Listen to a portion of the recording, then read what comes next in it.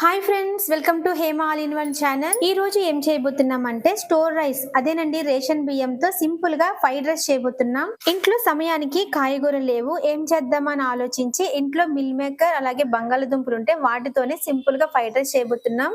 ముందుగా బంగాళదుంపల్ని పొడవుగా కట్ చేసుకుని ఫ్రై చేసుకున్నాం కదా. ఇప్పుడు మిల్ మేకర్ ని వేడివేడి నీళ్ళలో వేసిన తర్వాత వాటిలోంచి వాటర్ ని తీసేసి ఇలా ఆయిల్ లో ఫ్రై చేసుకుంటే టేస్ట్ అయితే సూపర్ గా ఉంటుంది.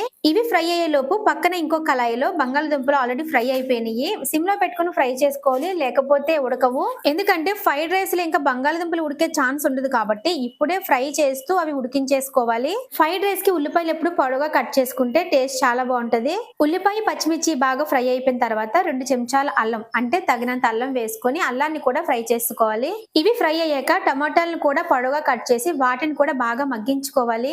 ఇందుకే స్టోర్ రైస్ తో ఫ్రైడ్ రైస్ అని ఎందుకు చెప్పానంటే, మేము ఇంట్లో స్టోర్ రైస్ అలాగే నార్మల్ రైస్ మిక్స్ చేసి రైస్ అనేది వండుతాము. ఎందుకంటే నార్మల్ రైస్ పాలిష్ ఎక్కువ పెడుతున్నారని, ఆరోగ్యానికి అంత మంచిది కాదని అంటున్నారని చెప్పేసి రెండు కలిపి రైస్ అయితే వండుతున్నాము. కొంతమంది స్టోర్ రైస్ ఆరోగ్యానికి మంచిది అంటున్నారు, కొంతమంది నార్మల్ రైస్ మంచిది అంటున్నారు.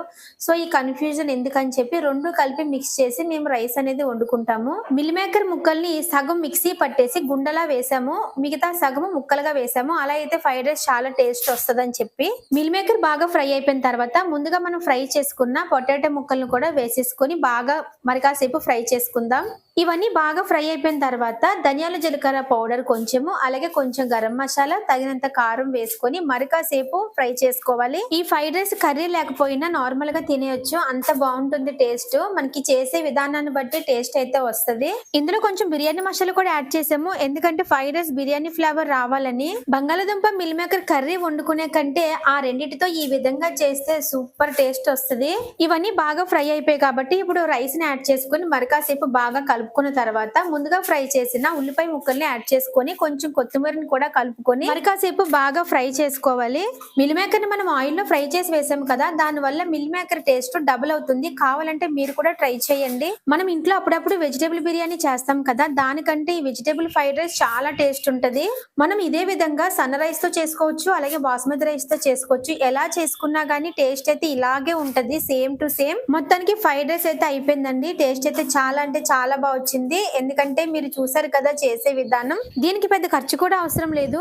10 రూపాయలు బంగాళదుంపలు, 10 రూపాయలు మిల్ మేకర్ ఉంటే సరిపోతుంది. మిగతావన్నీ ఎలాగో ఇంట్లోనే ఉంటాయి కాబట్టి. వీడియో కనుక మీకు నచ్చితే లైక్ చేయండి, అలాగే నా ఛానల్ సబ్స్క్రైబ్ చేయడం మర్చిపోకండి. బాయ్ ఫ్రెండ్స్, మరొక వీడియోతో మళ్ళీ కలుద్దాం.